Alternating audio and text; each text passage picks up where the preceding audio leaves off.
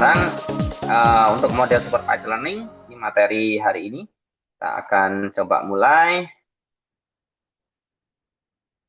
Oke, ini ya jadwal pelatihannya. Kita nggak kerasa udah sampai di minggu ketiga. Terus minggu depan yang terakhir kita akan masuk ke model unsupervised learning seperti itu. Nah, minggu pertama kita sudah bahas perkenalan Python dan machine learning. Jadi sederhana. Jadi seperti apa itu Python dan juga sintaks-sintaks sederhana Python dan juga tentang machine learning kita juga sudah pelajari yang cukup sederhana juga. Jadi kita sudah masuk ke situ. Nah, minggu kedua atau minggu lalu kita pelajari tentang memproses data. Nah, kita sudah mulai menggunakan data yang kita gunakan, yaitu data cuaca yang sudah saya ini ya tampilkan tadi ya. Itu data cuaca di Indonesia tahun 2010 sampai 2020 dari BMKG. Kita gunakan itu dan juga kita lakukan proses eksplorasi data analisis ya atau untuk minggu lalu. Nah, untuk minggu ini kita belajar tentang model supervised learning gitu ya. Jadi apa itu supervised learning dan juga bagaimana pemanfaatannya dan lain sebagainya nanti kita coba pelajari di situ. Oke, jadi ini jadwal atau mungkin susunan slide yang akan kita pelajari hari ini. Jadi yang pertama adalah apa itu supervised learning, jadi definisinya apa, kemudian proses kerjanya bagaimana, jadi dari data sampai menjadi model machine learning yang menggunakan prinsip supervised learning itu bagaimana gitu kan. Nah, terus ada dua jenis gitu ya, kita bisa lakukan aplikasi di bidang regresi dan klasifikasi, nanti bedanya apa nanti saya juga akan jelaskan. Nah, terus juga metode supervised learning itu apa aja gitu juga nanti akan coba saya jelaskan di situ. Nah, nanti kita akan banyak ini ya, banyak manfaatkan waktu kita di Google Colab ini dengan data cuaca kita bisa coba latihan di situ. Oke, jadi terus nanti kalau kita masih ada waktu, kita coba lakukan visualisasi dengan Streamlit. Nah, ini mungkin agak rumit, jadi misal kita nanti nggak sempet, nanti bisa teman-teman coba, nanti saya berikan contohnya gitu ya, kayak gitu. Nah, terus untuk Google Colab, nanti kita akan coba spend banyak waktu nanti di situ. Jadi kita langsung ke latihan data cuaca. Oke, jadi langsung ke yang pertama, teman-teman. Jadi supervised learning itu apa? Jadi definisinya adalah itu model atau jenis dari prinsip analisis machine learning gitu ya. Dengan melatih model machine learning itu menggunakan data yang telah diberi label gitu ya. Nah, jadi seolah-olah kita itu sebagai supervisor gitu ya. Nah, artinya apa?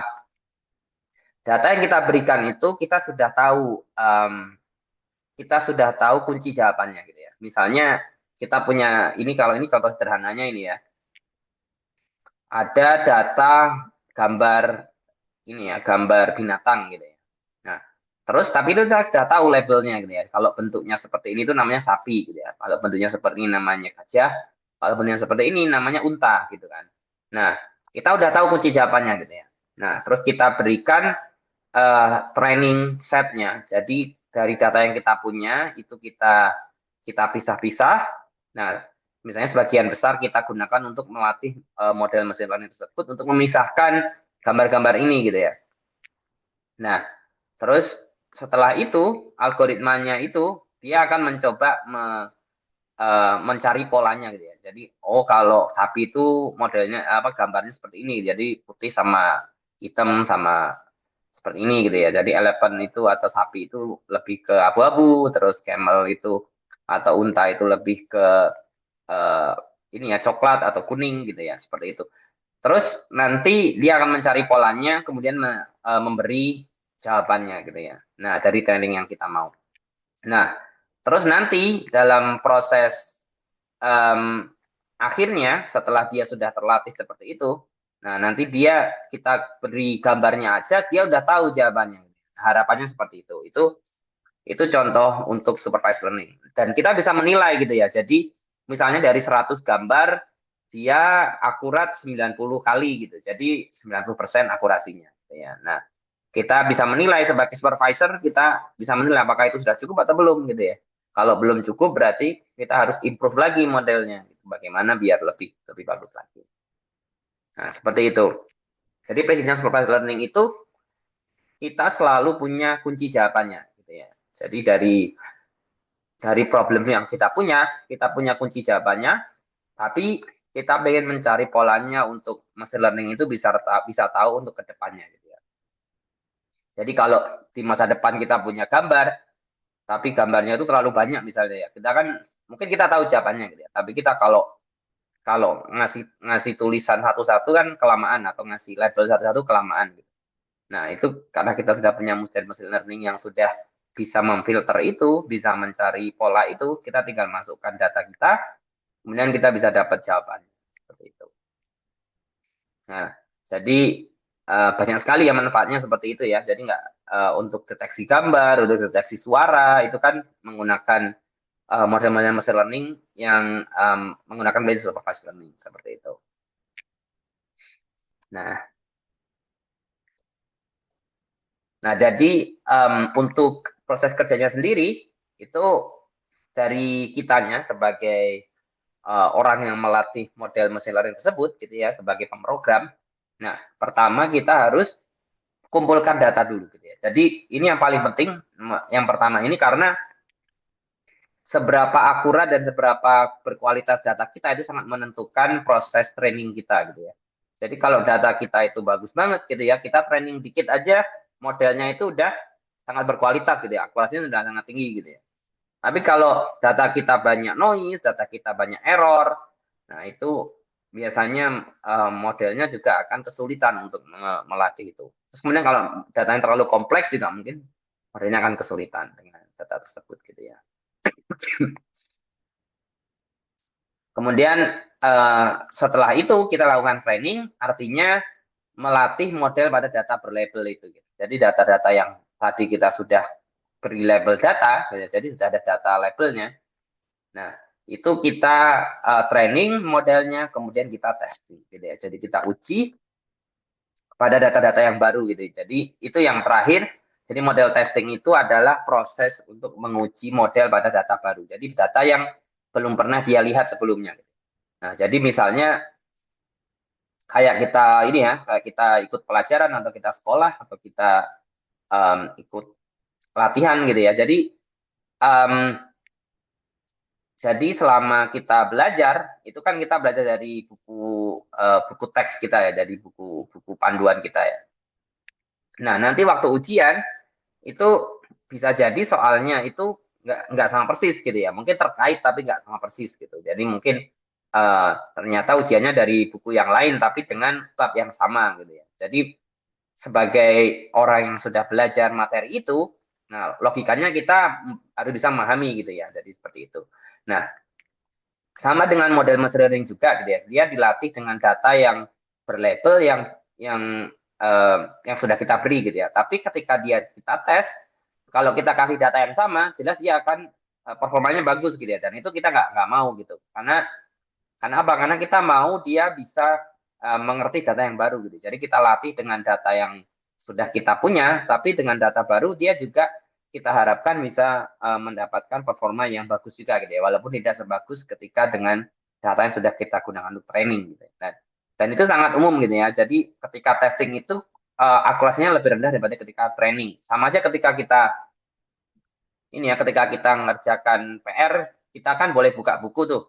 Nah, tapi ketika ujian kita nggak boleh buka buku, itu biasanya kita nilainya nggak akan sebagus ketika kita mengerjakan PR gitu ya. Sama aja dengan model machine learning gitu ya. Jadi ketika dia masih diberi data yang berlabel, nah dia tahu tuh mana yang benar mana yang salah karena dia kan sudah belajar dari data yang sudah dilabelkan itu kan. Tapi ketika dia pada waktu ujian dia nggak boleh lihat kunci jawabannya gitu kan. Nah, dia nggak akan tahu gitu kan. Tapi ketika dia sudah tertraining dengan bagus, dia tetap akan mendapatkan nilai yang bagus gitu ya dengan ketika testing.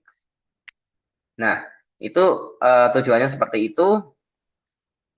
Kemudian prosesnya adalah itu tadi ya. Jadi dari dataset, kemudian kita proses, kemudian dari model machine learning itu kita mulai training, kemudian kita deploy atau kita testingnya di situ. Nah, nah Terus kalau jenis-jenisnya, yang pertama adalah supervised learning, itu adalah regresi gitu ya. Nah, mungkin teman-teman sudah familiar dengan konsep regresi gitu ya. Kalau kita punya data, beberapa pasang data, tapi kita ingin mencari polanya gitu ya. Jadi paling simpel adalah regresi linear. Jadi kalau teman-teman lihat garis merah ini, jadi datanya ini tersebar ini ya, datanya di yang segitiga, bukan segitiga apa, yang bentuk belah ketupat ini ya. Jadi datanya ini tersebar seperti ini.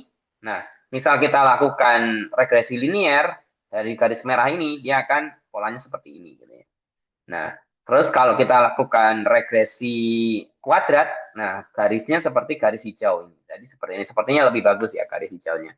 Jadi sepertinya um, lebih fit atau lebih akurat untuk mendeskripsikan dari data tersebut gitu. Nah, terus datanya itu adalah sebenarnya bilangan real atau bilangan kontinu. Artinya dari 0, 1, 2, 3, 4, 5, 6, 9, sampai 9 ini, itu semuanya itu kemungkinan ada datanya semua di range ini. Gitu ya. Jadi nggak mungkin datanya tuh nggak hanya di 5 atau 6 aja, tapi bisa jadi 5,5, 5,6, atau dan lain sebagainya. Jadi bisa bilangan desimal, bisa bilangan bulat, atau bisa bilangan pecahan, seperti itu. Nah, jadi supervised learning ini paling sederhana adalah regresi linear ya, itu paling sederhana. Jadi kalau dibilang kita sudah belajar machine learning waktu sekolah atau waktu SMA atau waktu kuliah, mungkin benar gitu ya, karena regresi linear itu adalah salah satu model machine learning yang paling sederhana. Nah, jadi dia hanya mencari pola secara linear gitu ya dari data-data tersebut. Nah, tapi nanti yang kita pelajari akan lebih kompleks lagi karena misalnya kita nggak hanya berkutat pada 2 variabel. Misalnya kalau kita 5 variabel gitu, kita nggak bisa dalam kita plotkan di sini dan juga kita bikin regresi linearnya, kita kayaknya nggak mungkin gitu ya. Nah, makanya nanti ada metode-metode lain seperti decision tree, seperti neural network, seperti metode-metode yang lain. Jadi itu ada banyak sekali nanti metodenya yang bisa kita manfaatkan. Nah, itu yang pertama adalah regresi. Nah, yang kedua ada istilahnya klasifikasi. Jadi datanya sama, jadi ada pasangan data X dan Y misalnya, atau X itu fiturnya atau mungkin inputnya, dan Y itu outputnya atau mungkin labelnya, kalau bisa juga dibilang label. Nah, tapi data Y-nya itu adalah bentuk kategori, artinya datanya itu discrete. Nah, kalau ini misalnya seberapa uh, seberapa parah sih itu apa namanya cancer gitu ya, kanker di sini. Nah, itu ini bisa dinomorin 0 dan 1 dari jenis tumor size nih, dari ukuran tumornya gitu ya. Jadi misalnya dari data ukuran tumor, kemudian apakah dia uh, ganas atau tidak dari ini ya, dari klasifikasi tersebut. Jadi mesin learning akan mencoba mencari polanya dari situ. Nah, tapi labelnya itu dia bentuknya discrete. Jadi nggak mungkin nilainya 0,5, 0,6, nggak mungkin. Jadi bisa 0 atau 1 gitu ya. Jadi datanya itu tidak kontinu gitu ya. Jadi dia klasifikasi ini itu sama kayak yang kita pelajari di minggu pertama tentang mengklasifikasikan jenis pakaian. Nah, itu hanya ada 10 pakaian gitu ya. Jadi ada sepatu, ada baju, ada celana, ada rok, dan lain sebagainya. Nah, kan nggak mungkin gabungan dari kedua itu gitu ya. Misalnya celana dan sepatu gitu ya. Jadi kan nggak ada kan data seperti itu. Jadi datanya itu kalau nggak celana ya sepatu. Misalnya seperti itu. Nah, jadi itu bedanya klasifikasi dengan regresi. Kalau regresi tadi datanya kontinu.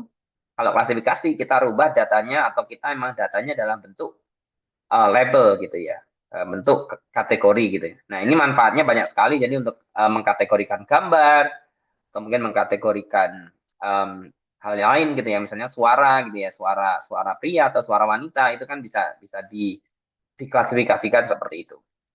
Nah, itu juga bisa dimanfaatkan seperti itu. Jadi Kak, simpelnya juga untuk mendeteksi kebocoran atau mendeteksi kesalahan atau mendeteksi ini ya, kalau mungkin cyber security mendeteksi kebocoran data, nah itu kan juga bisa digunakan metode klasifikasi seperti itu. Atau mungkin kalau simpelnya adalah kalau di email, kalau teman-teman lihat itu ada metode spam filtering.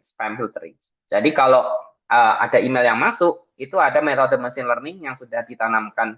Misalnya kalau teman pakai Gmail, ditanamkan Google pada Gmail, nanti dia akan mendeteksi apakah email yang masuk itu spam atau bukan. Gitu ya. Itu ada algoritmanya dan juga menggunakan metode machine learning. Gitu ya. Jadi uh, dan juga kebanyakan di Google juga mendapatkan feedback dari kita. Gitu ya. Jadi kalau kita ketemu um, email yang kelihatan spam atau scam, nanti kita bisa klik kalau itu spam, nanti Google maksudnya model mesin learning-nya akan mencoba mencari pattern-nya, mencari polanya itu apakah dia memang beneran spam atau bukan. Nah, nanti selanjutnya ketika ada email yang mirip kayak seperti itu, dia akan tahu oh ini spam. Jadi di filter dimasukkan ke spam folder kayak gitu.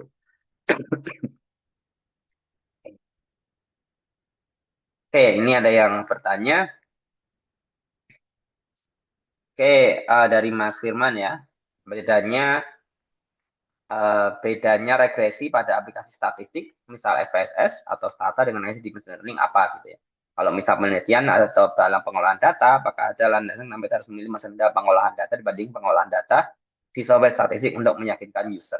Nah, ini menarik ya. Jadi um, bedanya kalau sebenarnya mesin learning yang di SPSS itu juga mesin learning ya, tapi sangat sederhana ya. Misalnya regresi linear, regresi kuadrat, atau regresi yang lain gitu ya.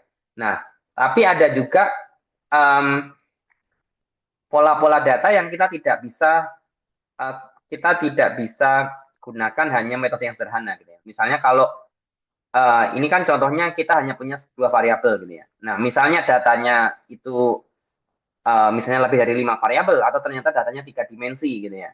Nah, itu kita nggak akan bisa gunakan metode-metode yang lebih sederhana gitu ya. Jadi tergantung datanya gitu. Tapi kalau data kita sederhana, sebenarnya kita gunakan metode yang simpel pun bisa gitu ya. Tapi kalau data kita misalnya sangat kompleks, apalagi berpengaruh ke ini ya big data, jadi misalnya datanya sangat sangat sangat banyak, nah itu kita perlu menggunakan metode machine learning. Jadi bedanya tetap ke data yang kita punya gitu ya. Apakah data kita punya itu cukup cukup banyak atau mungkin cukup kompleks atau tidak. Itu landasan untuk memilih software itu seperti itu. Nah, itulah juga kenapa metode-metode modern atau dengan data-data yang modern yang kita lihat sekarang ini itu lebih banyak menggunakan metode machine learning karena datanya sangat-sangat kompleks gitu ya. Misalnya kalau data yang ada di internet oleh Google, oleh uh, perusahaan-perusahaan teknologi yang lain. Nah, itu kan datanya kan mungkin sangat-sangat kompleks. Mungkin dari Apple dari setiap hari berinteraksi dengan user itu kan ada data yang sangat-sangat banyak gitu ya. Jadi kalau menggunakan um, regresi yang sederhana itu tidak akan cukup gitu ya. Itu ya Mas Firman. Jadi tergantung tergantung datanya sebenarnya. Nah, terus dari Mas Aziz, apakah face recognition itu termasuk supervised learning? Betul, face recognition itu termasuk supervised learning.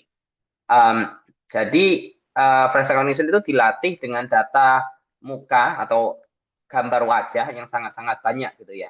Nah itu datanya bisa 2 dimensi, bisa 3 dimensi gitu ya. Jadi sangat-sangat kompleks.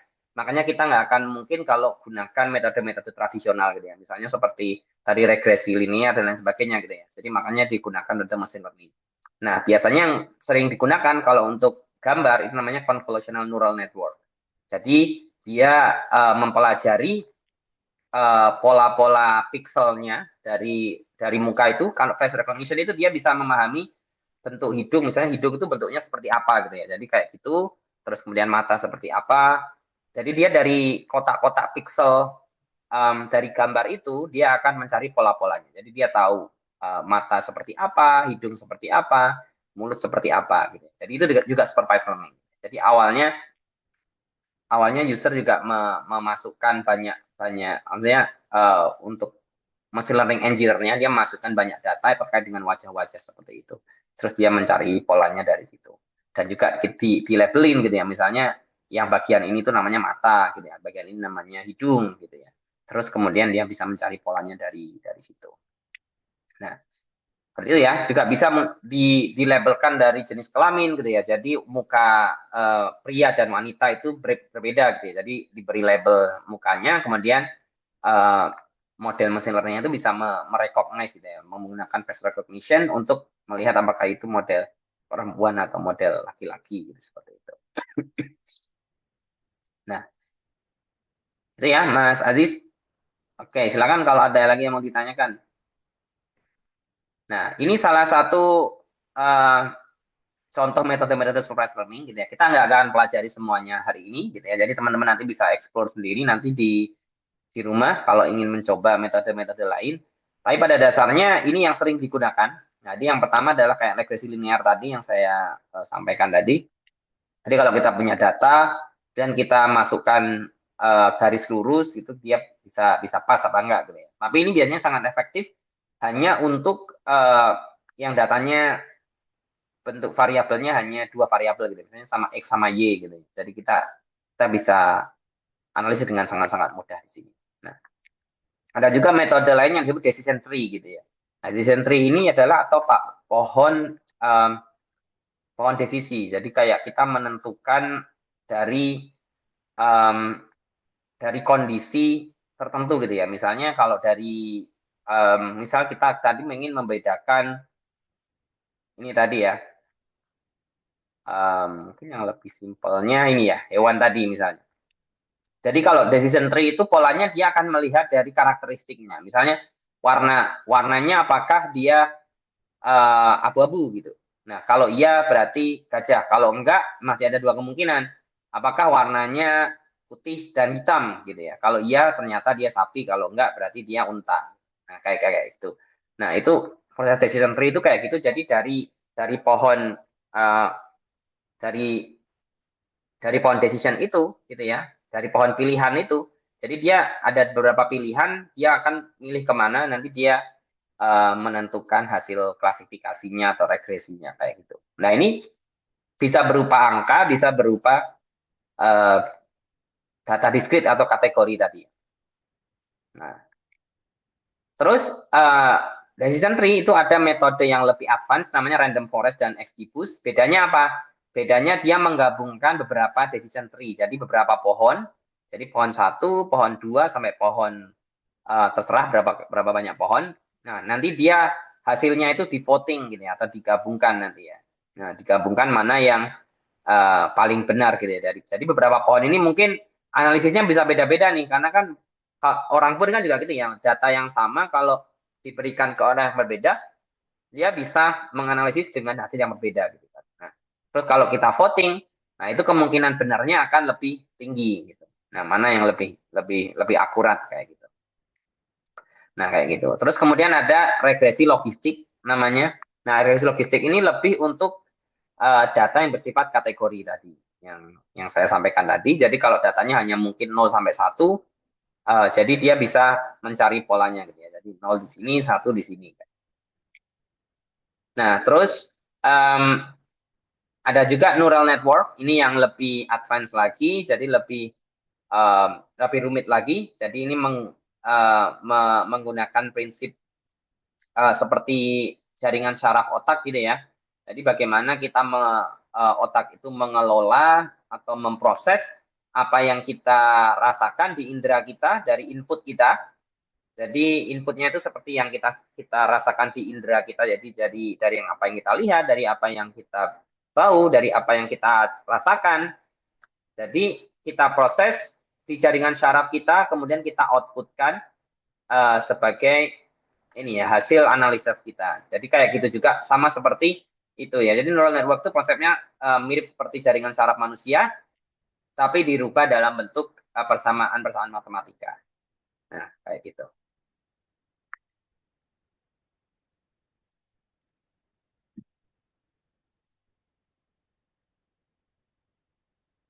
Apakah pemilihan ini ya dari Mas Edi, dari Pak ini, apakah pemilihan metode sesuai dengan data dan kebutuhannya? Nah, betul ya. Jadi um, metodenya itu sesuai dengan data yang kita punya gitu ya. Jadi kalau kita tahu data kita itu bakalan hubungannya linear, jadi kita pakainya regresi linear gitu ya. Nah, tapi kalau kemungkinan data kita adalah data kategori gitu ya, jadi datanya itu bentuknya discrete gitu ya. Jadi misalnya kalau nggak ya ya tidak gitu ya. Jadi misalnya kayak gitu. Atau mungkin cuma ada pilihannya satu atau dua atau tiga, jadi nggak mungkin 1,5 gitu. Nah, itu bisa digunakan regresi logistik atau klasifikasi tadi. Nah, terus kalau neural network itu seperti yang saya sampaikan tadi, biasanya itu um, kalau datanya sangat-sangat kompleks dan sangat-sangat banyak gitu ya. Jadi bisa digunakan metode ini mungkin lebih lebih akur dari metode-metode yang lain. Nah, kayak gitu.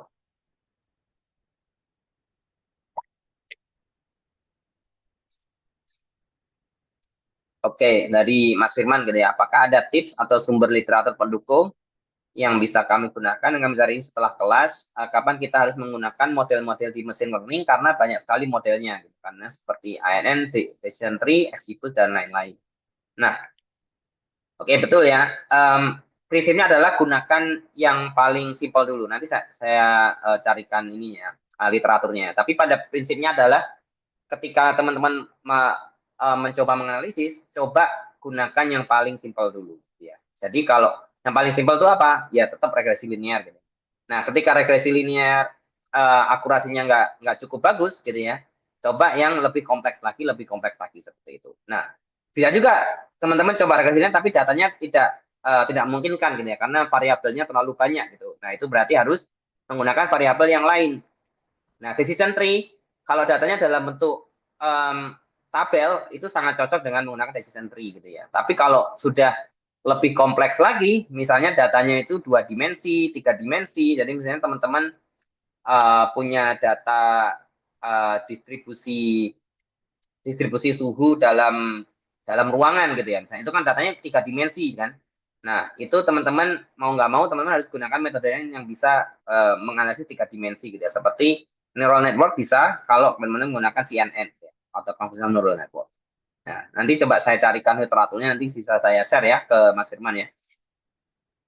Tapi simpelnya seperti itu ya. Jadi ketika teman-teman bisa gunakan metode yang sederhana dulu, gunakan yang sederhana dulu. Jadi biasanya ada yang prosesnya kebalik gitu, langsung gunakan yang kompleks karena kelihatannya lebih menantang gitu ya, atau lebih lebih menarik gitu ya. Nah, tapi pada mesinnya biasanya gunakan yang lebih simpel dulu kalau memungkinkan. Oke,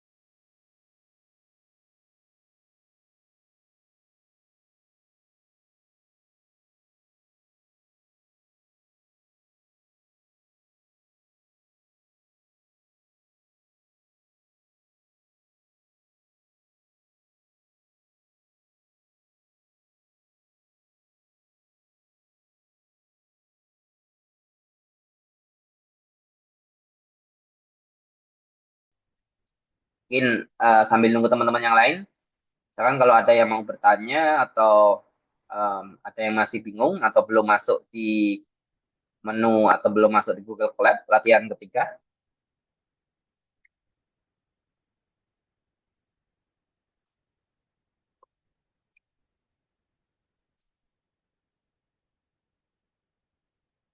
Oke, ini pertanyaan dari Mas Aziz ya. Ini juga banyak yang ditanyakan, banyak yang nanya nih. dari sekian banyak berapa metode yang dipakai, bagaimana caranya untuk menentukan metode mana yang terbaik sesuai kebutuhan kita. Nah, itu kembali lagi ke data kita ya. Jadi kalau yang pertama adalah menentukan apa yang ingin kita ini ya, apa yang ingin kita cari gitu ya. Jadi problem apa yang mau kita selesaikan itu kita yang harus tahu gitu ya. Dan juga yang kedua adalah data apa yang kita punya. Itu ya maksudnya itu sebenarnya pertanyaan yang harus kita jawab dulu gitu ya. Jadi misalnya ini kan ini saya mulai lagi ke data cuaca. Oke, climate data. Nah, oke, misalnya saya ingin mencari suhu rata-rata, memprediksi suhu rata-rata harian di suatu daerah pada waktu tertentu gitu ya. Nah, berarti kan ini udah tahu tuh problemnya tuh. Outputnya itu yang saya mau adalah suhu, tapi inputnya saya mau waktu dan tempat.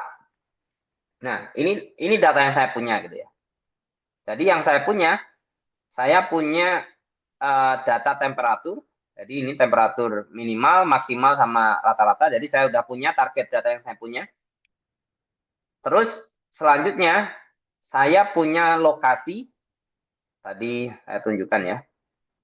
Pertama saya punya waktunya dulu ya. Saya punya hari. Jadi tanggal berapa itu terjadi, itu saya punya datanya.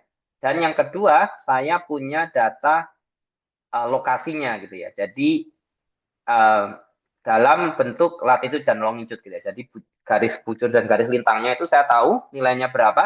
Nah, jadi saya punya tuh. Nah, sekarang metodenya seperti apa? Nah, kalau saya pakai metode regresi linear, variabel saya lebih dari satu gitu ya. Terutama ada variabel waktu dan tempat gitu kan. Nah, itu akan susah kalau saya pakai regresi linear. Nah, opsi saya adalah gunakan metode lain gitu. Nah, metode lain, apakah decision tree bisa? Bisa, karena decision tree itu bisa untuk data beberapa variabel gitu kan. Nah, terus um, data yang lain, kalau data yang lain gitu, maksudnya metode yang lain kita juga bisa gitu ya. Misalnya neural network kita juga bisa gunakan seperti itu.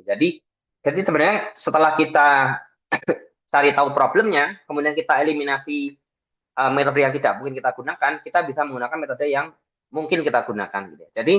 Jadi belum tentu satu metode satu problem itu hanya bisa diselesaikan dengan satu metode gitu ya. Tapi bisa juga dengan beberapa metode yang lain. Nah, itu hanya beberapa opsi aja. Jadi teman-teman nggak perlu bingung gitu ya. Misalnya banyak sekali opsinya gitu ya. Ambil dulu opsi yang paling simpel yang teman-teman bisa gitu ya. Jadi misalnya kalau teman-teman baru belajar decision tree, ya udah pakai decision tree dulu gitu ya. Tapi kalau sudah pengen mencoba neural network, nah jadi coba neural network kayak gitu. Oke, jadi ini Mas Firman kemarin coba upload file Excel di menu sebelah kiri. Setelah itu tahapan impor sampai date type. Ya, apakah harus semuanya dimasukkan? Setelah memasukkan kode dari 1 sampai 6, bisa lanjut ke coding correction matrix karena di data juga setelah isi nomor dan juga kolom pengganti. Dengan data saya tidak perlu menggunakan kolom pengganti. Gitu ya. Jadi menggunakan, oh ya itu ya bedanya itu ya. Jadi kalau ada data yang kosong, nah itu harus dibersihin dulu ya. Nah, itu yang pertanyaannya Mas Firman, apa kalau ada data yang kosong, apakah harus dilakukan data cleaning, data missing value? Bagaimana tahapannya? Betul. Jadi kalau ada data yang kosong, ada beberapa opsi gitu ya. Jadi kalau kalau teman-teman tega gitu ya, tega itu ya udah dihapus aja gitu kan.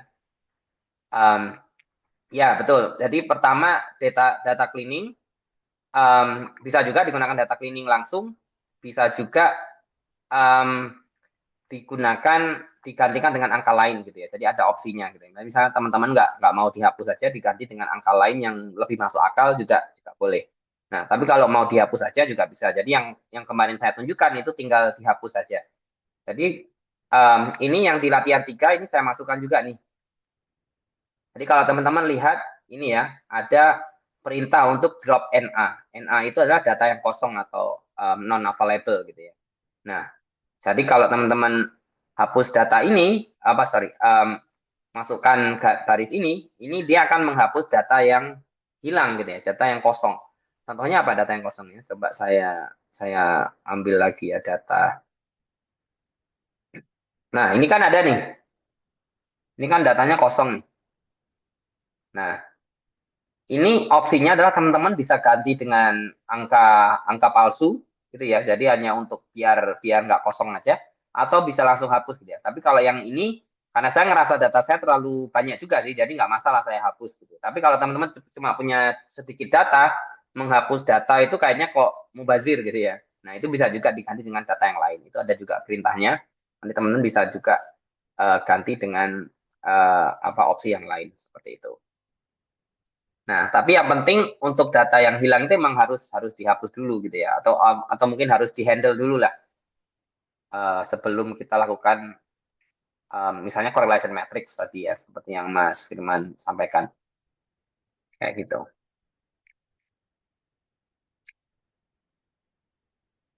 Oke, gitu ya Mas Firman ya. Ada lagi teman-teman yang uh, mau ditanyakan?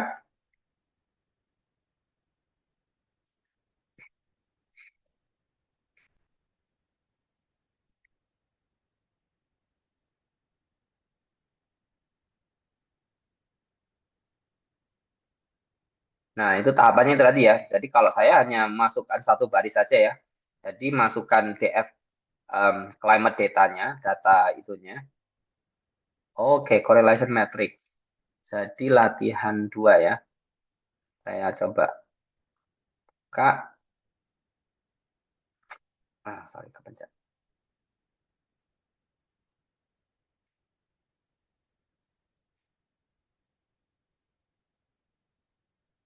Hmm,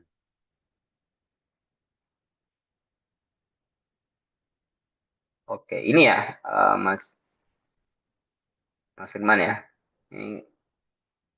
Ini korelasinya ya.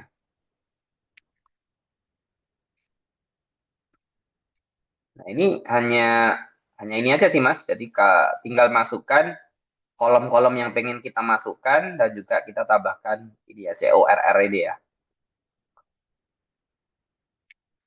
Oh ya, jadi nggak semua kolom bisa kita masukkan. Jadi hanya kolom yang berupa angka gitu ya. Jadi kalau kolomnya itu hanya berupa tulisan atau berupa teks saja, itu biasanya nggak akan muncul dia di situ.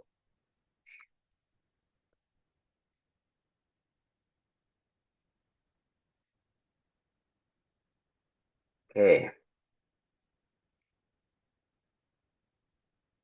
oke gimana Mas Firman? Mungkin ada yang masih bingung tentang materi minggu lalu?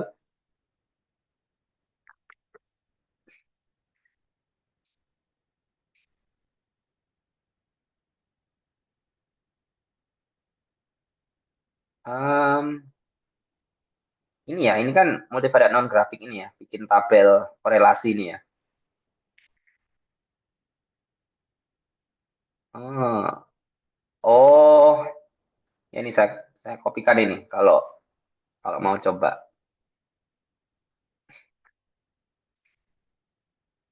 Itu di latihan 2.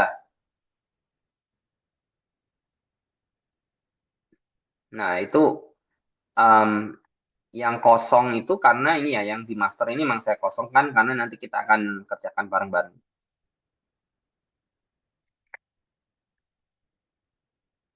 Oke, oke gitu ya Mas Firman ya. Kita lanjutkan ke latihan 3 ya. Oke, mungkin teman-teman bisa masuk kembali ke materi latihan 3 di Google Colab. Saya coba jelaskan.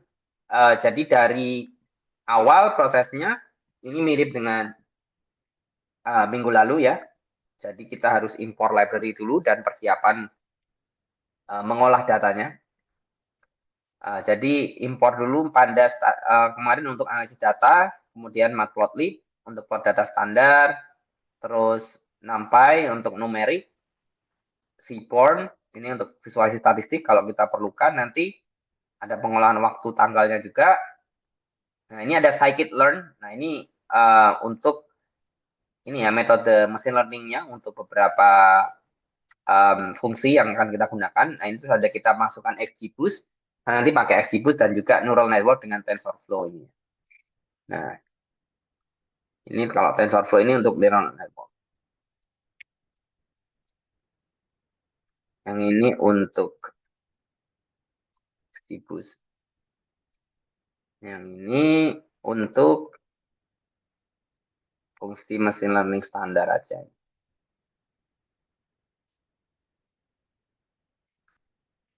Jadi scikit-learn itu cukup terkenal gitu paketnya atau library-nya buat teman-teman sekalian yang untuk aplikasi machine learning gitu ya. Tapi kebanyakan adalah yang standar aja gitu ya. Jadi kayak regresi linear, regresi logistik, decision tree itu ada semua di scikit-learn.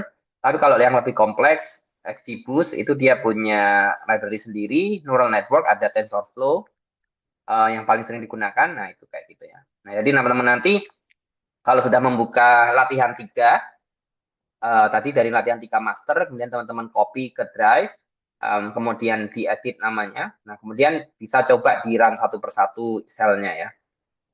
Nah ini masih connecting ke um, resource-nya Google, ke oke, ini sudah terkonek ke Google.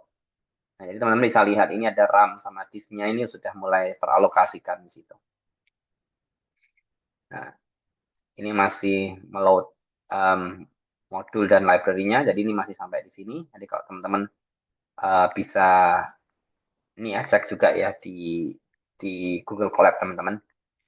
Nah, selanjutnya ini fungsi yang kita gunakan minggu lalu. Ini saya edit sebagian aja di bawah untuk menambahkan sedikit data. Nah, jadi kalau teman-teman run ini nggak akan terjadi apa-apa karena ini hanya definisi fungsi. Jadi dia tidak akan memanggil di sini ya. Jadi dia hanya definisi aja, memanggilnya nanti di kolom atau di sel setelahnya. Nah, ini artinya dia hanya untuk memasukkan folder datanya, kemudian membaca datanya. Ini ada ini kolom pengganti. Jadi karena saya juga nggak hafal arti singkatannya, jadi saya ganti aja. Tapi kalau teman-teman pengen nggak usah diganti juga nggak apa-apa gitu. Jadi lebih lebih singkat. Nah, oke. Tapi kalau teman-teman ikutin fungsi ini akan ganti nama kolomnya. Nah, terus ini diganti format tanggalnya.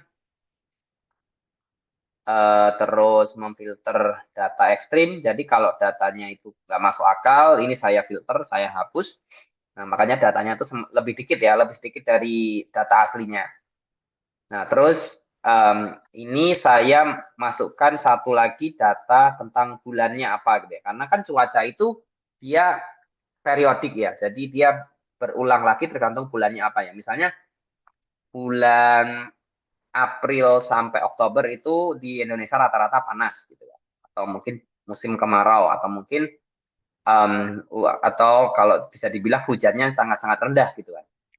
Nah, kalau dari bulan Oktober sampai April itu kebalikannya, hujannya lebih banyak, jadi musim hujan dan jumlah sinar mataharinya dalam sehari berapa jamnya itu lebih sedikit gitu ya, karena lebih banyak mendung. Nah, kayak gitu itu bisa bisa juga kita pahami dari bulannya gitu. Jadi nanti kita coba cari dari bulannya, kemudian kita buat juga kategori hujan. Jadi hujan itu kan bisa jadi hujan ringan, hujan lebat, atau juga tidak hujan sama sekali. Itu juga seperti itu.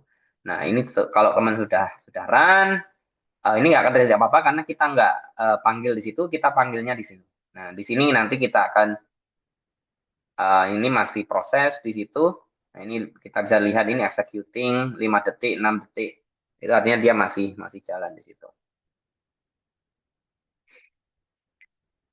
Oke, mau tanya kalau berarti climate data itu nama filenya Excel-nya ya. Ini dari Mas Firman. Oke, bukan. Itu nama climate data ini namanya nama fungsinya di fungsinya ini ya. Ini saya sebenarnya nggak panggil juga. Nah, nama filenya itu atau nama foldernya itu di sini.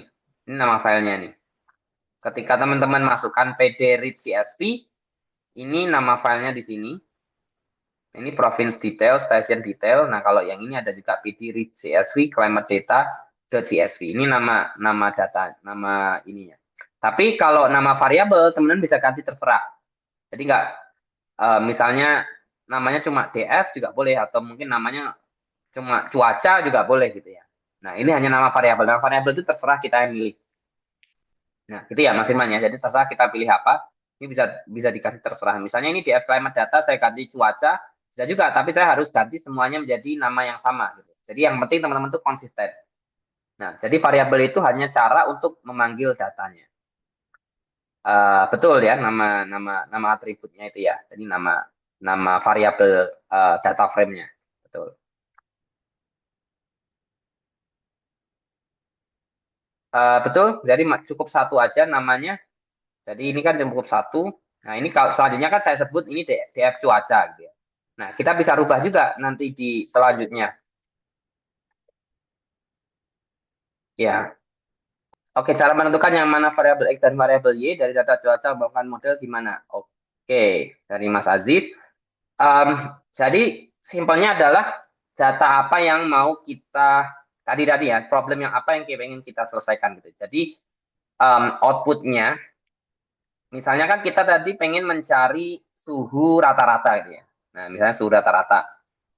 Terus kita, karena kan logikanya kita nggak tahu tuh, kalau kita pengen prediksi cuaca, kita nggak tahu keadaan, misalnya kita mau prediksi cuaca besok ya, kita kan nggak tahu tuh kelembapan besok tuh gimana, curah hujan besok gimana.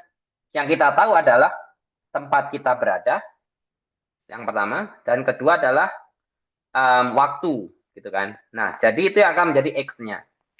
Y-nya adalah suhu rata-rata. Nah, kayak gitu. Misalnya kita pengen uh, mencari suhu rata-rata besok gitu ya. Jadi misalnya kayak gitu. Nanti kita coba ya masing-masing. Um, jadi kayak gitu. Nah, ini hanya keterangan aja, ini hujan atau enggak. Nah, ini kita, nanti teman-teman ini kita tulis bareng-bareng.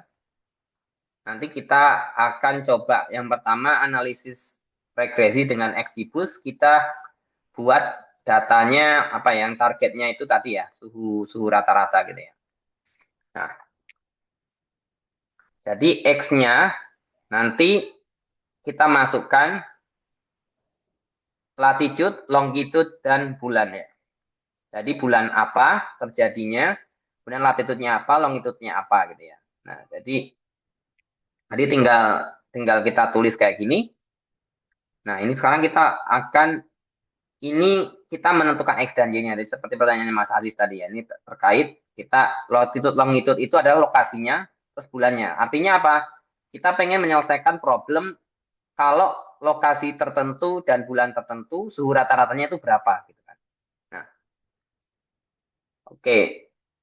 Terus kita tadi kan itu udah targetnya kita hanya satu. Kemudian kita bagi dulu nih datanya nih.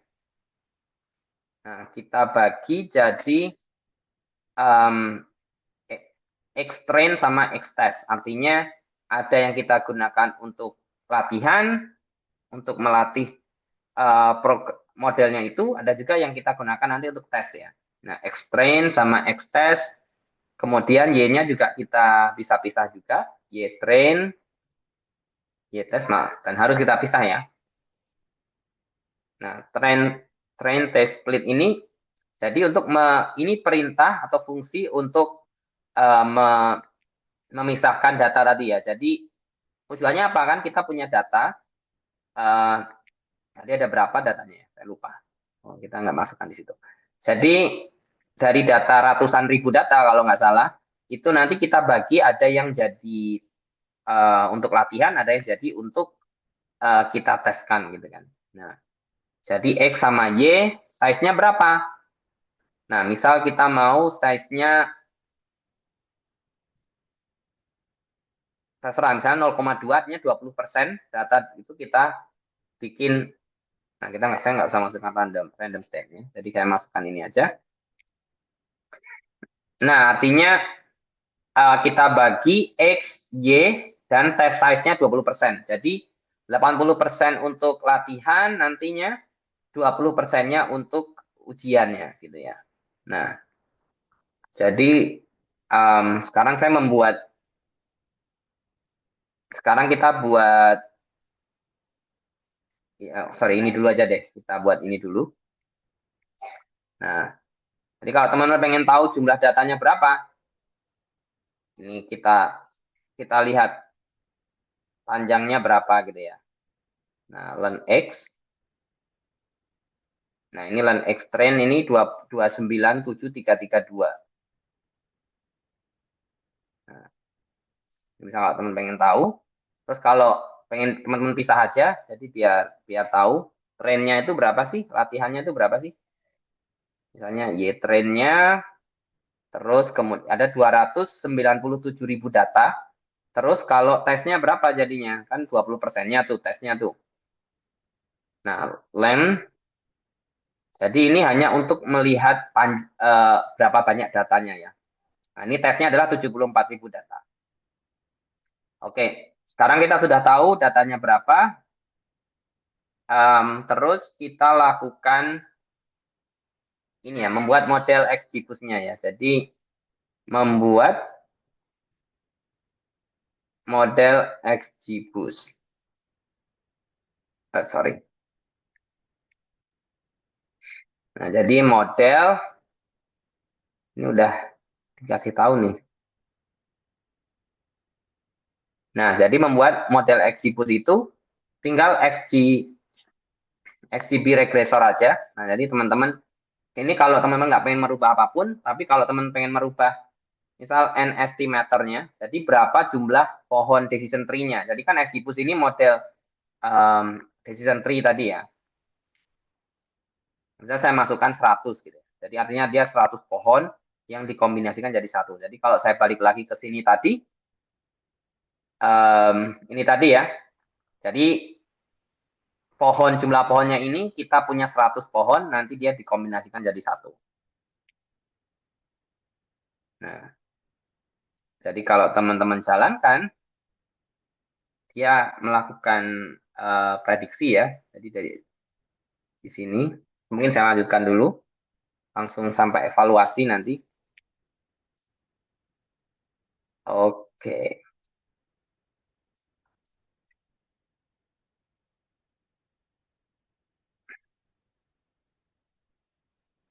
sama kita coba lihat buat persen error ya.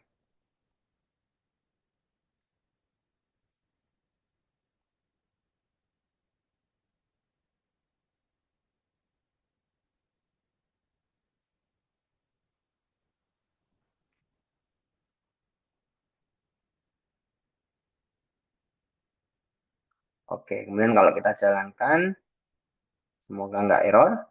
Nah, ini ya. Artinya mean squared errornya segini, kemudian persentase errornya 3%. Artinya um, kemungkinan kita prediksinya itu salah sebesar 3% gitu kan. Jadi misalnya kalau kita suhunya diprediksinya 30, 3% dari 30 berapa? 0,9 ya. Nah, berarti kemungkinan dia plus minus 0,9 gitu. Jadi bisa jadi sebenarnya bukan 30 tapi 31 atau 29 gitu ya. Nah, oke. Sekarang kita buat contoh prediksinya gitu ya. Nah, contoh prediksinya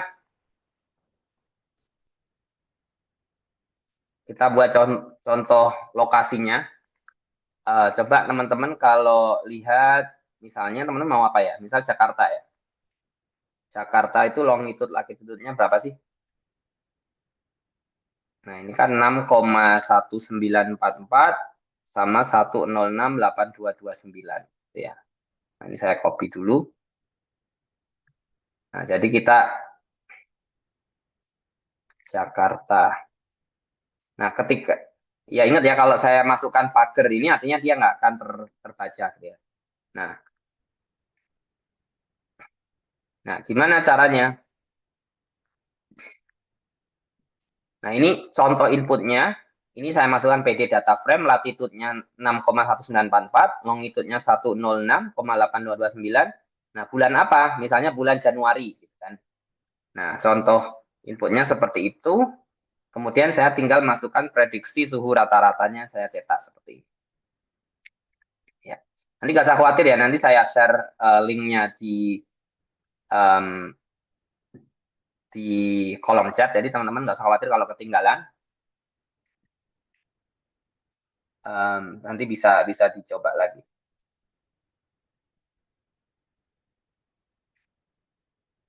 Oke, ini saya jalankan. Nah, ini suhu rata-rata bulan Januari ternyata berapa?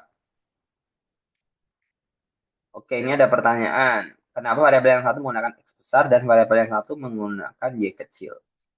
Oh, oke, oke. Itu sebenarnya penamaan aja.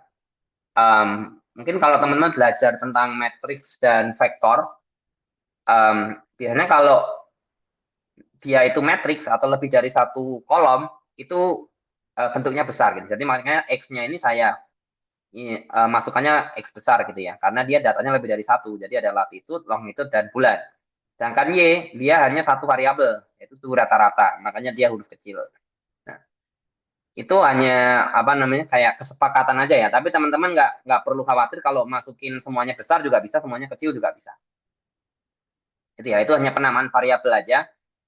Mungkin emang ada beberapa kesepakatan gitu ya, tapi nggak kaku. Jadi teman-teman misal misal salah pun nggak masalah gitu ya kalau penamaan variabel. Itu ya Mas Aziz ya. Jadi nggak masalah hurufnya besar semua atau kecil semua nggak masalah.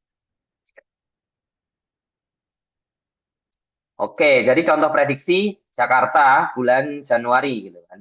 Nah, ini kayak gini. Suhunya 26 derajat Celcius, 26,8 derajat Celcius suhu rata-ratanya. Kayak gitu. Nah, jadi kalau teman-teman pengen ganti, yang pengen teman-teman prediksi adalah curah hujan, itu juga bisa. Ini tinggal diganti Y-nya curah hujan, kemudian um, ulang lagi running programnya. Jadi kayak prinsipnya sama. Oke.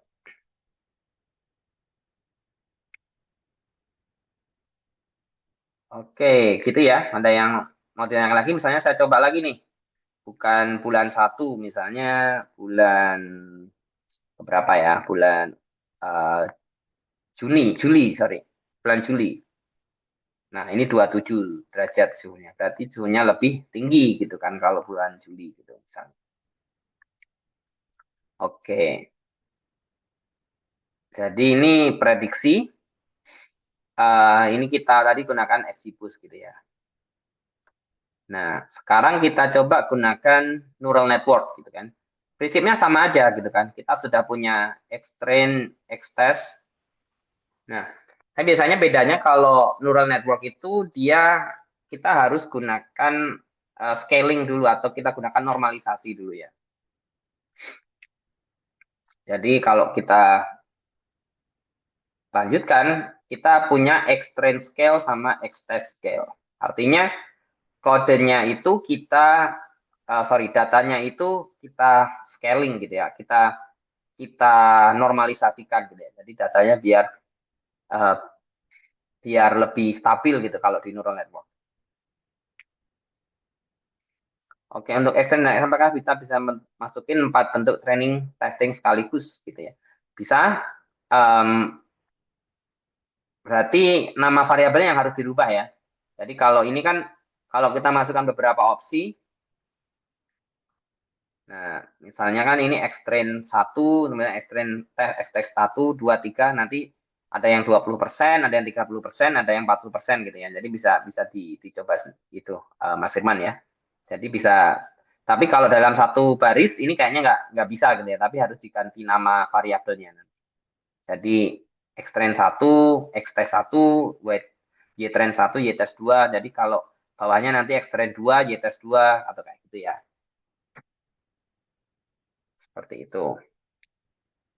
Nah, sekarang kalau dengan neural network ini sedikit lebih rumit gitu ya.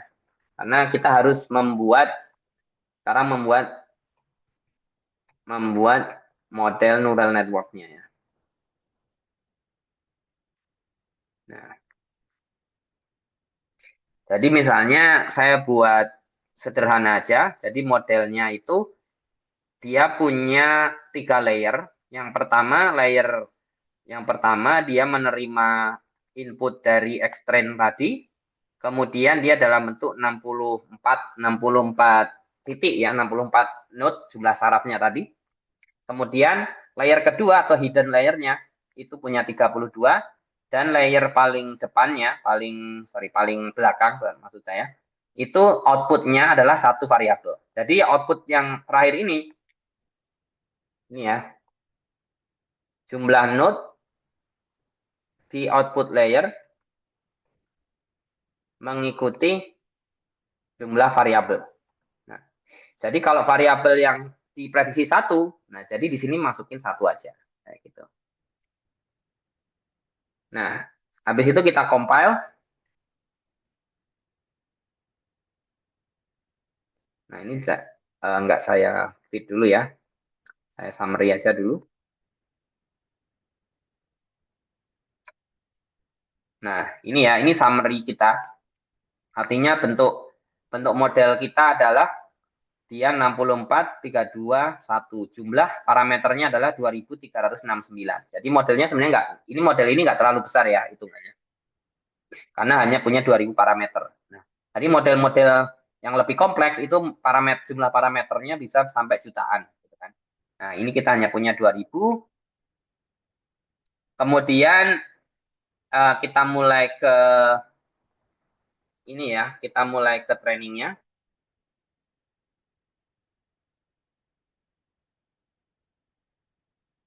Nah, jadi um, oh kepencet sorry. Nah, jadi model fit, extract scale, Y-train, ini epochnya mungkin tanyakan ya, karena kita tidak mau spend time di situ. Sorry, kepencet. Ini batch size itu jumlah datanya. Kalau epoch jumlah data yang diproses setiap iterasi. Kalau epochnya itu jumlah data ya, berapa kali dia menyelesaikan satu kali data gitu ya. Jadi kalau tadi kan data training kita tadi ada berapa ya tadi? 200 ribuan gitu ya. Jadi berapa kali dia memproses itu gitu ya. Jadi ini mulai trainingnya. Jadi dia mulai epoch 1, kemudian selesai, kemudian epoch 2, selesai. Nah, ini sambil kita tunggu, sambil saya tulis selanjutnya ya.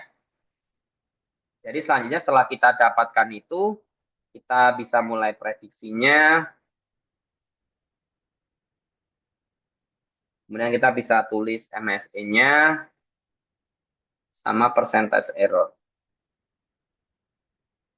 Nah, ini kalau ini nanti sudah selesai, saya tinggal run selanjutnya.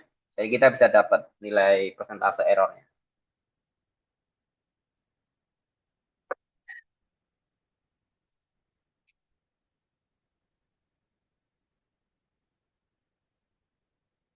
Silakan teman-teman kalau mau coba-coba cara-cara yang lain mungkin atau mungkin ketemu cara lain di internet itu bisa juga dicoba. Nah, ini untuk angka-angka ini sebenarnya um, banyak faktor yang mempengaruhi ya. Jadi teman-teman kalau divariasi jadi hasilnya beda gitu ya. Jadi dan kita sebenarnya nggak tahu seberapa cocok gitu ya, atau seangka berapa sih yang sebenarnya optimal gitu kan. Itu biasanya ada tekniknya sendiri untuk menentukan itu. Nah, tapi ini kita coba ngasal dulu. Nanti bisa kita coba-coba lagi dengan angka yang lain gitu ya. Kalau waktu kita mencukupi.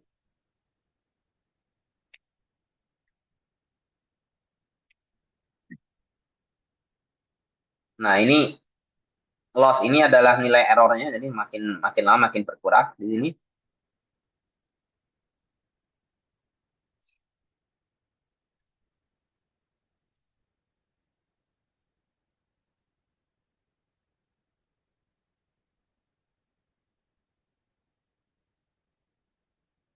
Oke, sudah selesai. Kemudian saya run di sini. Kita lihat. Nah, ternyata errornya lebih tinggi ya dari yang kita dapat dari ini tadi. Jadi ini cuma 3%, ini kenapa malah 7% gitu ya. Jadi berarti kita mungkin masih perlu menambahkan lagi gitu ya. Tapi nggak masalah ya untuk demonstrasi mungkin kayak gitu, tapi teman-teman bisa coba gunakan angka-angka lain, nanti siapa tahu dia bisa lebih bagus gitu ya dari yang kita coba sebelumnya. Oke, terus em, kita coba tadi ya yang Jakarta tadi, contoh prediksi Jakarta tadi.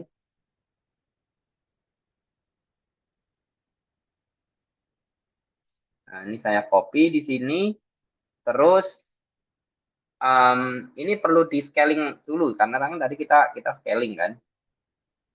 Artinya kita normalisasi angkanya agar dia um, lebih stabil gitu. Karena neural network itu sangat rentan nggak stabil kalau angkanya terlalu besar atau terlalu kecil gitu. Tapi kalau kita normalisasi, dia berada di rentang angka yang cocok gitu ya, biasanya 0 sampai 1. Nah, ini dia prediksinya 28,8 derajat Celcius, yang ini 27,4 gitu ya. Jadi ada perbedaan di situ. Nah, jadi nggak masalah ya. Setiap metode nanti bisa hasilnya bisa beda-beda. Nah, itu tadi dengan regresi ya. Nah, sekarang kalau dengan klasifikasi, kita ingin sekarang kita coba klasifikasi data, kita masuk ke memprediksi data dalam bentuk kategori. Misalnya, apakah di Jakarta nanti hujan atau enggak gitu kan di bulan tersebut gitu, kebanyakan hujan atau kebanyakan enggak hujan gitu, itu kan bentuknya kategori gitu karena pertanyaannya kan tidak kontinu ya, discrete ya, jadi jawabannya bisa hujan atau hujan ringan atau hujan lebat gitu. Nah, jadi kita nggak nyatakan dalam bentuk angka. Nah, itu caranya mirip dengan yang tadi, bedanya adalah data X sama Y-nya kita rubah dalam bentuk yang beda gitu kan. Nah, sekarang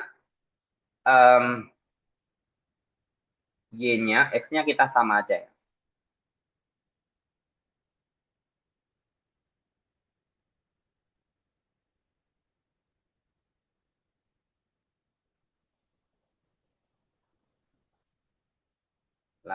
Longitude, latitude, sama bulan.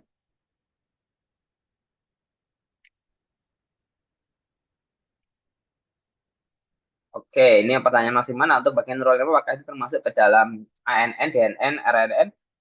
Nah, ini kita hanya DNN aja ya, jadi yang standar neural network aja. Atau mungkin belum DNN ini karena uh, belum terlalu banyak layernya. Jadi kalau layernya DNN itu biasanya lebih dari satu gitu ya. Nah, ini mungkin saya sebutnya cuma standar neural network aja ya. Jadi ANN. Um, apakah menggambar arsitekturnya juga bisa di Google Colab? Bisa ya. Mungkin saya cari cari tahu infonya dulu. Saya dulu juga pernah, cuma saya agak agak lupa caranya gimana ya. Coba saya cari tahu dulu cara menggambar di neural network. Tapi bisa juga dari Google Colab gitu ya. Cuma mungkin nggak akan serapi kalau teman-teman gambar sendiri gitu. Nah, ada website-website yang untuk menggambar neural network. Jadi nanti teman-teman tinggal tinggal masukkan angkanya terus bisa bisa digambar di situ. Nah, tapi kalau untuk tabelnya ini teman-teman cuma cukup model summary ini. Kayak gitu. Oke, kalau LSTM bakal juga masuk kategori neural network? Betul. LSTM itu jenis neural network yang untuk data time series. Nah, sebenarnya yang kita pakai ini sekarang data time series ya, di data cuaca ini. Tapi kita nggak masuk ke LSTM karena mungkin lebih rumit ya dari yang standar neural network ini ya. Tapi LSTM itu juga termasuk kategori neural network. Oke, nanti coba saya cari ini ya kalau saya ingat untuk membuat gambar arsitekturnya neural network ya di Google Colab. Tapi yang di Google Colab itu sangat-sangat sederhana, jadi nggak yang seperti di jurnal. Kalau yang di jurnal itu saya lupa ada websitenya juga. Nanti saya coba cariin juga. Jadi di jurnal itu websitenya dia berupa kita tinggal masukin angkanya, nanti dia akan ini ya bikin gambar neural networknya seperti itu. Oke, jadi ini sekarang kita masuk ke kalau kita ingin klasifikasi ini ya klasifikasi kategori hujan misalnya. Jadi kayak gini. Kemudian ada metode namanya one hot encode, artinya kalau kategorinya itu kan dia cuma 0, 1, 2 misalnya. Nah, itu um, kategorinya itu bisa jadi dia ini kalau kita nggak tahu kan one hot encode dia bisa bisa beda-beda gitu kan. Dia bisa menganggap angka 2 itu lebih dari angka 1 dan lain sebagainya. Ya. Oh ya betul, yang Mas Firman itu ada website. Nanti saya coba coba carikan ya. Oke, mungkin saya lanjutkan ini dulu. Nanti saya coba carikan websitenya. Nanti kita coba cek di situ. Oke, ini kalau kita lakukan one hot encode,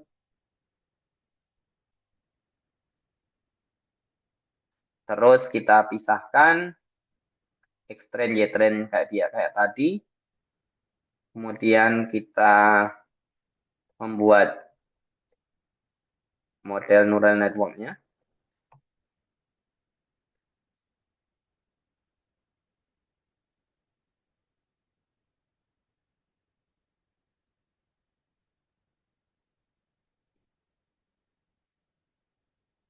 Nah, ini mungkin teman-teman ikutin dulu ya, nanti coba saya jelaskan. Nah, jadi ini membuat neural network-nya, kemudian kalau saya run, oke, kayaknya saya salah, coba saya copy di atas dulu ya, kayaknya ada typo. Oh ya, kurang kurang satu ini, kurang satu kolom, sorry, satu kurung tutup. Nah, nah, jadi ini ya, modelnya kita 2000-an parameter juga. Kemudian sudah kita compile. Nah, sekarang kita coba kita train ya di sini ya. Sini kita train. Nah, ini akan coba kita lihat.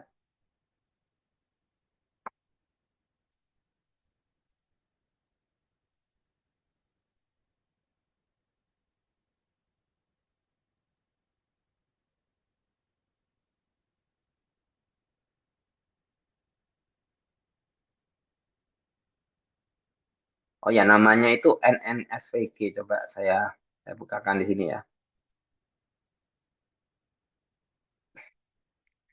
Nah, ini coba ini saya share sini. Ini kalau membuat.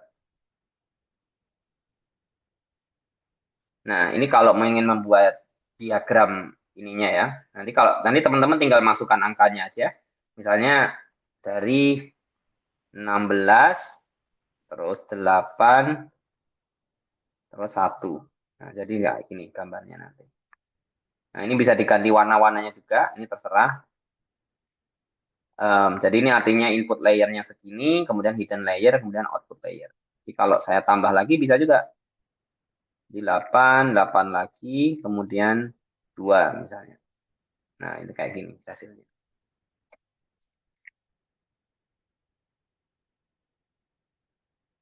Ya, ini kalau ini 16 input gitu ya. Tapi kalau problem kita tadi berapa? 3 ya. 3 input layer. Nah, problem kita misalnya 3, kemudian ini tadi berapa? 3, 6, 4, 3, 2, 1. 3, kalau 6, 4 mungkin sangat terlalu besar ya. Susah dilihat kalau 6, 4 ternyata. Atau bisa, setahu saya bisa dikurangi. Ah, ini spacingnya. Oh, ini bisa dikurangi. Nah, jadi saya misalnya 3, terus 6, 4, 3, 2, 1. Jadi teman-teman kayak gini modelnya. Nah, spacingnya saya tambah. Nah, ini nanti bisa teman-teman ekspor dalam gambar yang lain. Tinggal di copy. Ya, itu ya. Oke, siap sama-sama.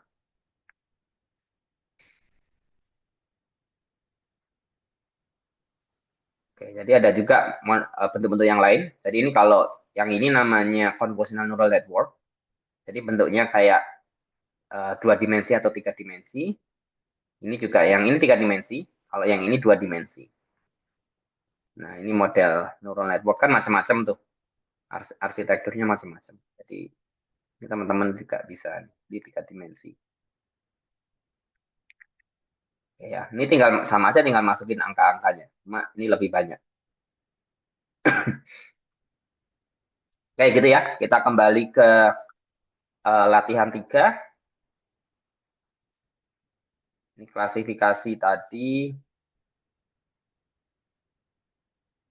Terus kita sudah klasifikasi, terus kita coba tes. Karena waktunya nggak banyak. Nah,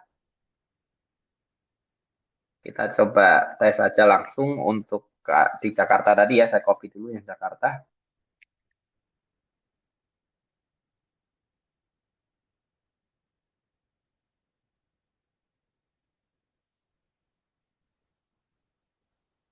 Oke. Prediksi bukan suhu ya. Prediksi hujan. Model predik. Oke.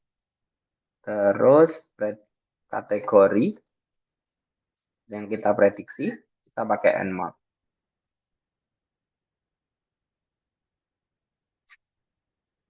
Oke. Kita masukkan kemungkinannya juga.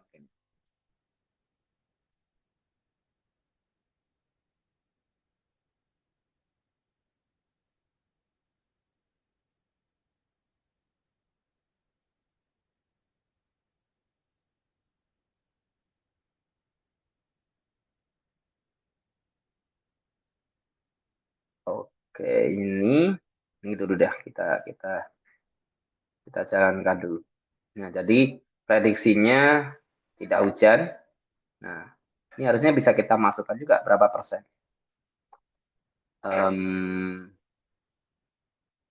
Ini saya print kategori, oh bukannya, prediksi hujannya. Nah, ini kemungkinannya ya. Kemungkinannya ini tidak hujan, kemungkinan tidak hujan 52%, ini 0,52. Ini saya tulis ya. Kemungkinan tidak hujan, hujan ringan, hujan lebat.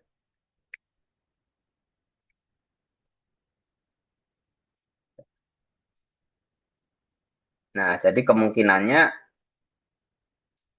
kalau tidak hujan ini ya, Jakarta Jakarta bulan Juli misalnya, kemungkinannya tidak hujan prediksinya. Kebanyakan tidak hujan, jadi 52%. Tidak hujan, hujan ringan 24%, hujan lebat 23%. Ya. Oh betul, ada caranya untuk menyimpannya. Jadi betul ya, memang sistemnya adalah modelnya itu disimpan. Nanti ketika pengen digunakan lagi, nanti akan di load lagi. Itu juga bisa. Um, ada perintah model save.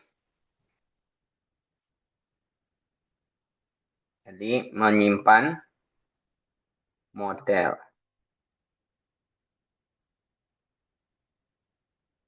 Nah, jadi terserah nanti teman-teman pengen namain apa. Nah, biasanya dalam bentuk filenya H5 ini ya. Jadi kalau runningnya terlalu lama, betul memang kalau kita nggak bisa, kalau kita bisa gunakan lagi akan lebih baik lagi gitu. Jadi saya sebut model klasifikasi.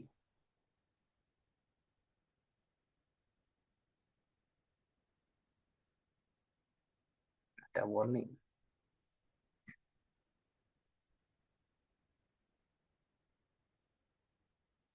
Sebenarnya ada cara yang baru, tapi ini juga bisa. Ya, kalau teman-teman.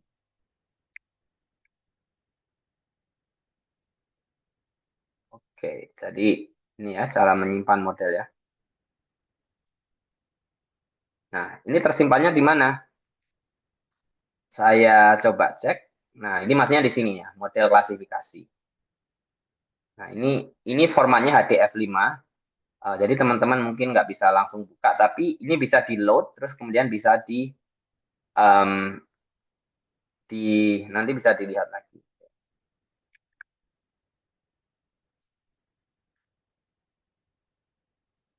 Nah, ini bisa juga pakai model .keras ini juga bisa. Nah, kayak gitu. Jadi sama aja nanti tersimpan di sini, nanti teman bisa download filenya. Bisa di-download, kemudian bisa digunakan di Google Colab yang lain atau di Python yang lain gitu.